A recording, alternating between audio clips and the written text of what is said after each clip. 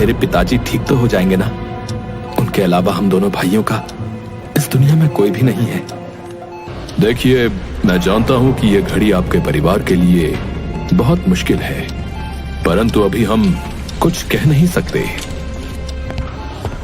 ऐसा कहकर doctor operation theatre की ओर चल पड़ा। मोहन और जगदीश का दिल जोर जोर से धड़क रहा था और इसी के साथ ऑपरेशन थिएटर की लाल बत्ती बंद हुई, दरवाजा खुला और डॉक्टर बाहर आए। हाँ, देखिए, हमने साम दाम दंड भेद सब कुछ करके देख लिया। ये आपके पिता का आखिरी समय है। आप चाहें तो उनसे मिल सकते हैं। दोनों भाइयों का दिल बैठ गया। दोनों जैसे तैसे करके अपने पिता के पास पहुंचे। तुम्हारी माँ तो तुम्हारे बचपन में ही हम सबको छोड़कर चली गई थी।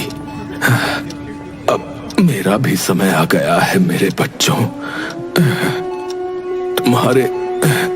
तुम्हारे दादा की विरासत को मैंने खूब आगे बढ़ाया। बच्चों, मैं जिस नई कंपनी के प्रोजेक्ट पर काम कर रहा था, उसे तुम दोनों मिलकर आगे ले जाना। गांव में बहुत उन्नति आएगी। और हाँ, कभी भी एक दूसरे का साथ मत छोड़ना। ऐसा कहकर पिता उन दोनों को प्रॉपर्टी के कागजात देता है। मैंने ये प्रॉपर्टी तुम दोनों में आधी आधी बांट दी है। जगदीश बेटा, तुम बड़े हो, अपने छोटे भाई मोहन का ध्यान रखना बेटा।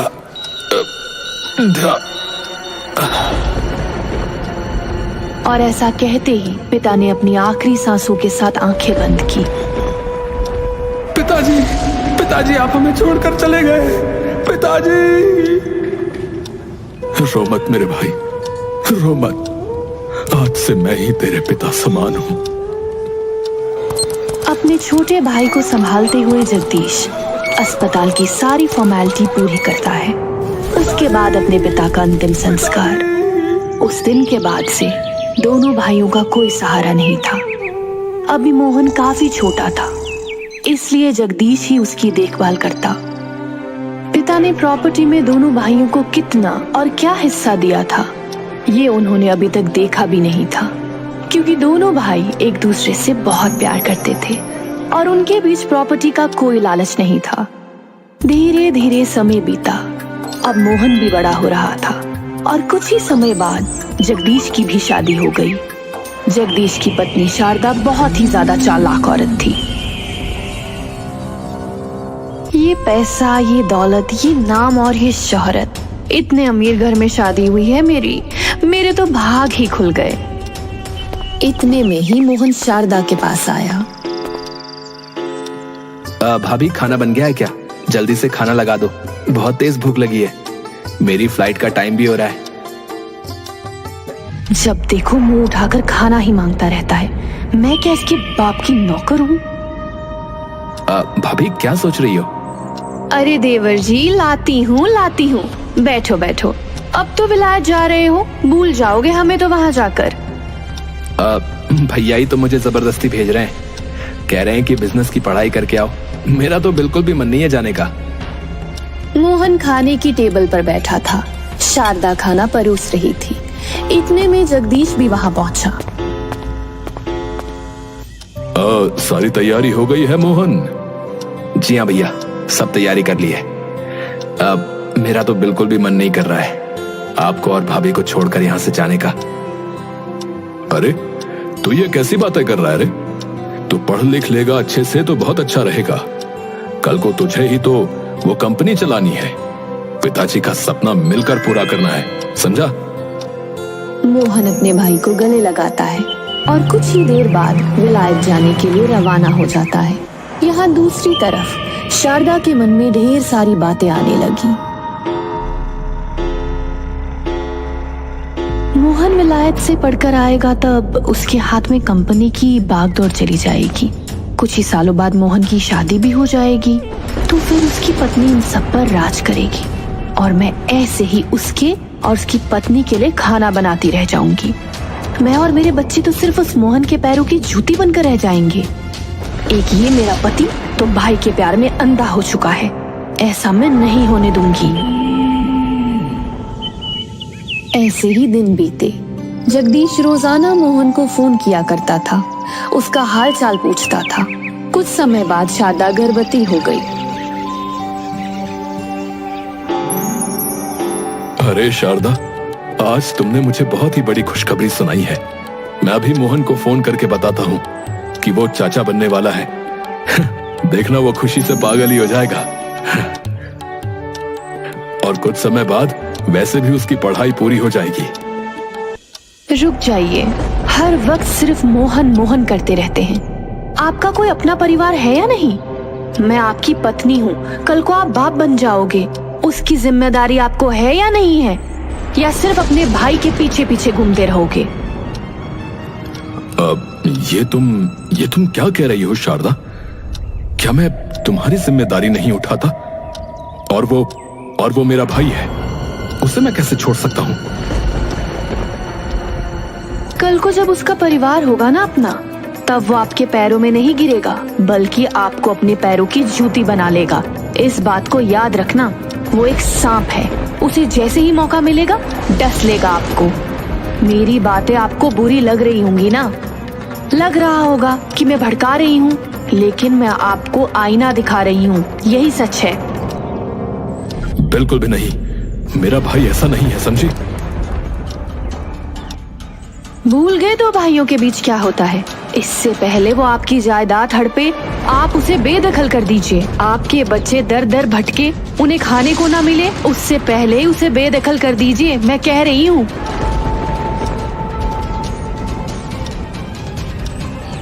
ऐसे ही रोज धीरे धीरे शारदा जगदीश के मन में मोहन के खिलाफ जहर बढ़ती थी और एक दिन वह कामयाब रही।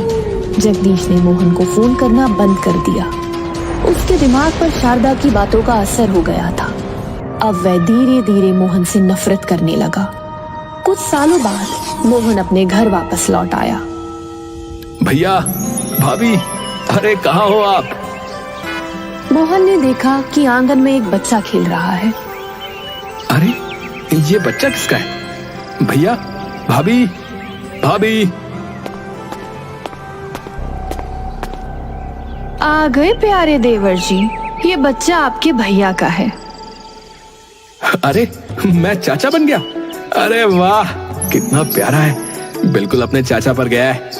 लेकिन भैया कहाँ है? मैं उनसे बहुत नाराज हूँ। इतनी बड़ी खुशखबरी और उन्होंने मुझे एक फोन तक नहीं किया। ये तो बहुत ही खुशी की बात है। इतने में जगदीश भी वहां पहुंचा। मोहन जगदीश को गले लगाने पहुंच ही रहा था कि इतने में जगदीश ने उसे रोक दिया।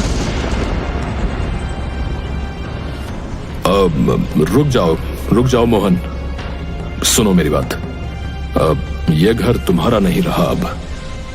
अरे मैं इतने सालों बाद आया हूँ भैया, क्या आप मुझसे नाराज हो?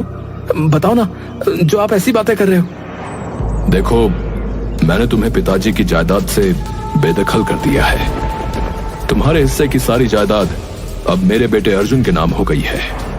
और सुनो, मैं इतना भी निर्दयी नहीं हूं। नदी के पास वाली जो झोपड़ी है वो मैंने तुम्हारे नाम की है। मोहन के दिल पर पहाड़ टूट पड़ा। अरे पर मुझे कुछ समझ में नहीं आ रहा है भैया। ये अचानक से आप क्या कह रहे हैं? और ये सब कैसे, क्या हो गया है? तुम्हें कुछ भी समझने समझाने की जरूरत नहीं है। तुम यहां से निकलोगे या मैं तुम्हें धक्के मारकर निकालूं? मोहन अपना बैग उठाकर वहां से अपनी झोपड़ी की तरफ चला गया। नदी किनारे बैठकर वो बहुत देर तक सोचता रहा। अचानक से भैया को क्या हो गया? मेरे यहाँ आते ही जायदाद और पैसों की बातें करने लगे। और उनका बेटा अर्जुन, उन्होंने फोन करके मुझे अर्जुन के बारे में बताया भी नहीं। और अब तो उन्होंने मुझे घर से भी निकाल दिया। एक पल में ही मेरे साथ ये सब क्या हो गया? मैं तो बहुत खुश था कि इतने सालों बाद मैं वापस लौटा हूं, अपने परिवार के साथ में ढेर सारा समय बिताऊंगा। लेकिन यहां पहुंचकर तो पता चला कि मेरे परिवार ने मुझे अपनाने से ही इनकार कर दिया है। खैर, आज से यही झोपड़ी है मेरा घर। पर मैं इसमें रहूंगा कैसे? झोपड़ी में ना तो बिजली की सुविधा थी और ना ही खाना बनाने की। पानी के लिए बहती नदी के अलावा कोई और रास्ता नहीं था। अब मोहन गरीब भाई बन चुका था। जीवन गुजारने के लिए उसे कुछ ना कुछ तो करना ही था। वो अपने पिता के दोस्त मुंशी से जाकर मिलता है। मोहन बेटा, मुझे क्षमा करना, मैं तुम्हारी कोई सहायता नहीं कर सकता बेटा। तुम जानते ही हो कि मैं तुम्हारे भाई की ही कंपनी में कार्य करता हूँ। अगर उन्हें पता चला कि मैंने किसी भी तरह से तुम्हारी सहायता की है बेटा, तो वो मुझे निकाल देंगे। अब तुम तो जानते ही हो, मेरी बीवी बच्चे हैं। अगर मैं कमाऊंगा नहीं तो उनका क्या होगा बेटा? मैं समझ सकता हूँ काका। न जाने भैया को क्या हो गया है। मेरे पास थोड़े से भी पैसे नहीं है, वरना मैं शहर जाकर ही कुछ काम कर लेता। चलिए कोई नहीं मुंशी काका, नमस्कार, मैं चलता हूँ। मोहन निराश होकर वापस लौट आया। वापस शहर जाने के लिए भी पैसों की जरूरत थी, लेकिन मोहन की जेब बिल्कुल खाली थी। अब 3 दिन बीत चुके थे, लेकिन मोहन ने कुछ भी नहीं खाया था। उसकी जिंदगी बद से बदतर होती जा रही थी। वो मंदिर के बाहर बैठा था। तभी उसने देखा कि मंदिर के बाहर उसकी भाभी है, जो उसकी तरफ चल कर आ रही है। ये रहा मेरे पति का गरीब भाई, किसी भिखारी जैसी हालत बना रखी है अपनी। ये लो, जाकर 2 समोसे खरीद लेना अपने लिए। मोहन की हालत पर हंसते हुए शारदा वहां से चली गई। मोहन ने देखा कि शारदा उसके मुंह पर 10 रुपए का नोट फेंक कर गई है। मोहन के पास कोई रास्ता नहीं था। मोहन उन पैसों को उठा लेता है और जाकर समोसे खरीद कर खा लेता है। आज मुझे इस 10 रुपए की कीमत समझ में आई है। 3 दिन के बाद मैंने कुछ खाया है। मोहन की आंखें नम हो गईं। मैं तो विदेश गया था बिजनेस की पढ़ाई करने, लेकिन वो पढ़ाई मेरे किसी काम की नहीं। पिताजी ने जिस कंपनी का सपना सजाया था, लगता है मैं उसे पूरा करने में भागीदारी नहीं निभा पाऊंगा। लेकिन मोहन हार नहीं मानता। वो अपने हालातों की वजह से बहुत मजबूर था, लेकिन फिर भी वो अपने भाई की कंपनी में जाने का फैसला करता है। इस भिखारी को अंदर किसने आने दिया? जल्दी से इसे यहाँ से निकालो। लेकिन सर, मेरी बात तो सुनिए। इस समय हमारी कंपनी बहुत घाटे में जा रही है और छोटे मालिक तो विदेश से पढ़ाई करके आए हैं। इन्हें सारे दांव पता है बिजनेस के बारे में।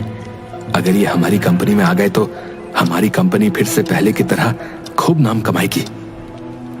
सुनो मेरी बात, सबसे पहले तो उसे छोटे मालिक बोलना बंद करो, समझे? वरना मैं तुम्हारी जबान खींच लूंगा।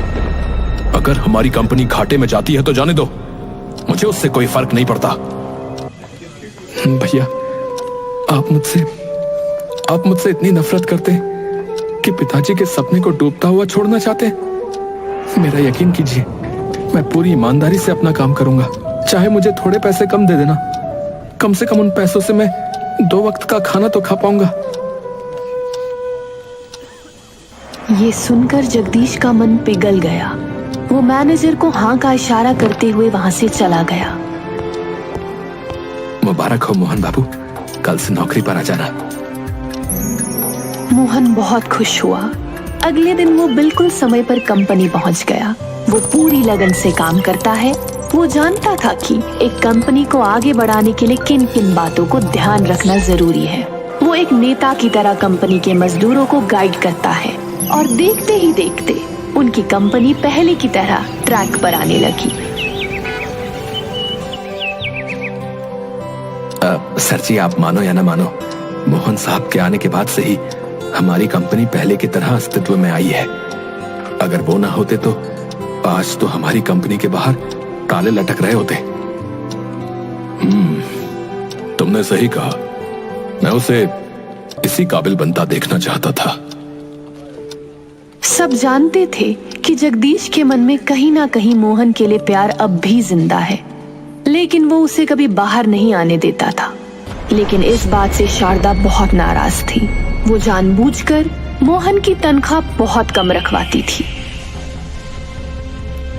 मैं इतने समय से कंपनी में काम कर रहा हूं, मेरी वजह से कंपनी ने बहुत कुछ हासिल किया, लेकिन वहां की तनख्वाह से मैं केवल 2 वक्त का खाना ही ठीक से खा पाता हूं। मेरी झोपड़ी में आज तक मैं पंखा भी नहीं लगा पाया। वहां पर मेरे साथ मजदूरों की तरह सलूक होता है, लेकिन कोई बात नहीं, मैं पिताजी के सपने को ऐसे नहीं गिरने दे सकता।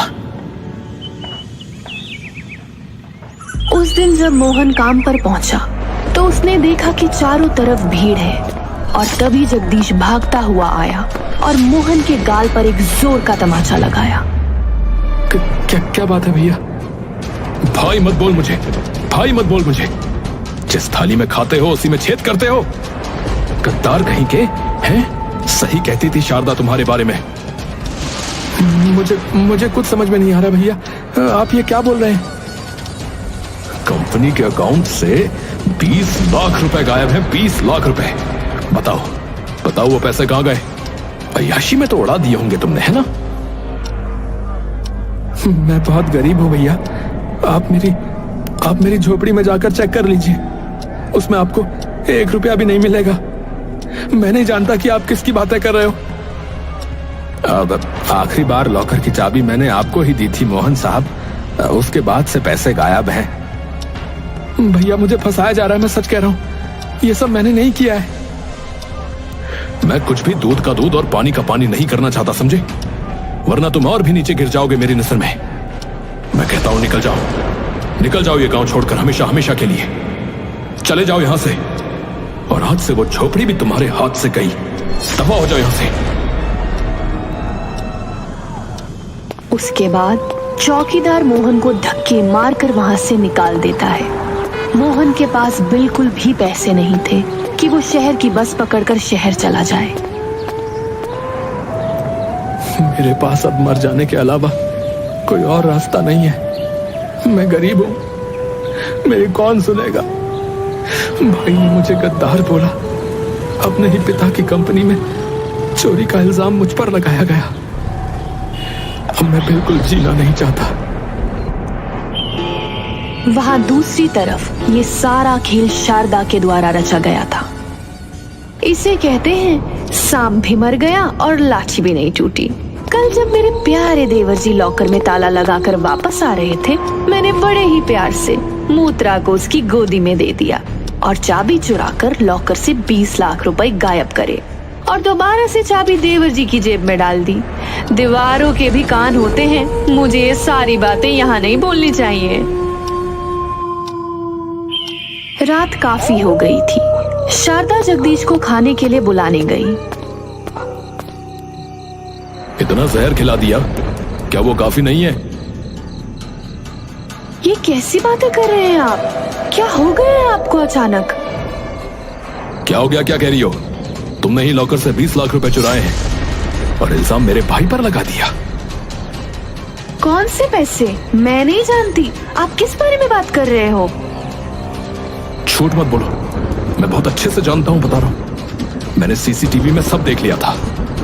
तुम्हारी वजह से मैं हमेशा अपने भाई को गलत समझता रहा। मैंने उसे उसका हक भी नहीं दिया और आज तो उस पर इल्जाम भी लगाया, और वो भी सिर्फ तुम्हारी वजह से। अगर मेरे भाई ने कोई भी गलत कदम उठाया ना, तो उसकी जिम्मेदार सिर्फ तुम होगी, बता रहा हूं, सिर्फ तुम।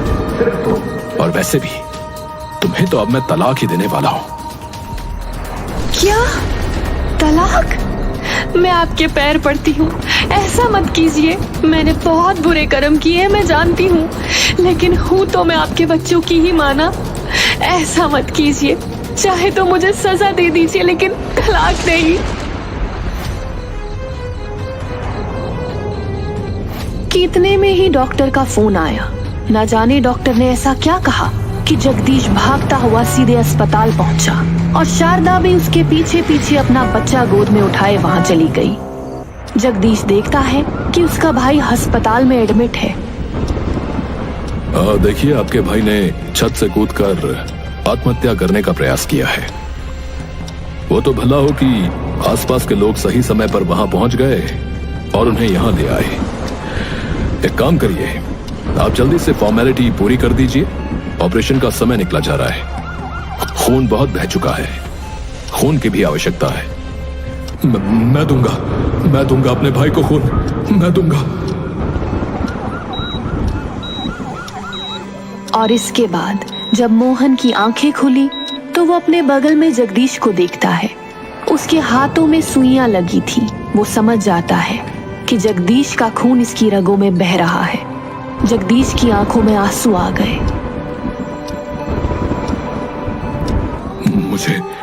मुझे माफ कर दे मेरे भाई, मुझे माफ कर दे। तेरी भाभी की वजह से मैंने तुझ पर बहुत शक किया रे। तुझे हमेशा नकारता ही रहा, लेकिन अब मैं उसे तलाक दे रहा हूं। तू चिंता मत कर। ऐसा मत कीजिए भैया। जो हुआ वो तो भाग्य का खेल था। भाभी की इसमें कोई गलती नहीं है, पर मेरे खातिर आप ऐसा मत कीजिए।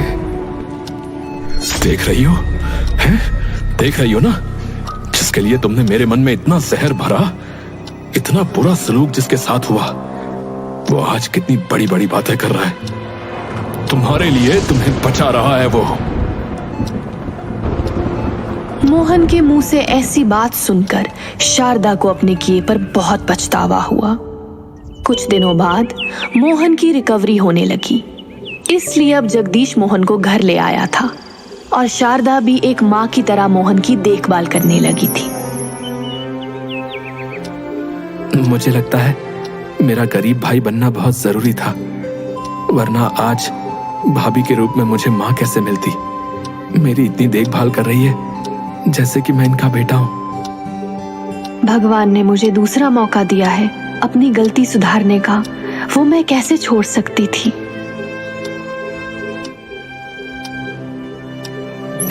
और अब एक बार फिर से मोहन और जगदीश के बीच का प्यार लौट आया। अब उनका हंसता खेलता परिवार खुशी खुशी जीवन जी रहा था। दोनों भाई मिलकर कंपनी का नाम खूब रोशन कर रहे थे और कोई भी अमीर या गरीब भाई नहीं रहा, बल्कि ये बंधन अब और भी ज्यादा गहरा हो गया था।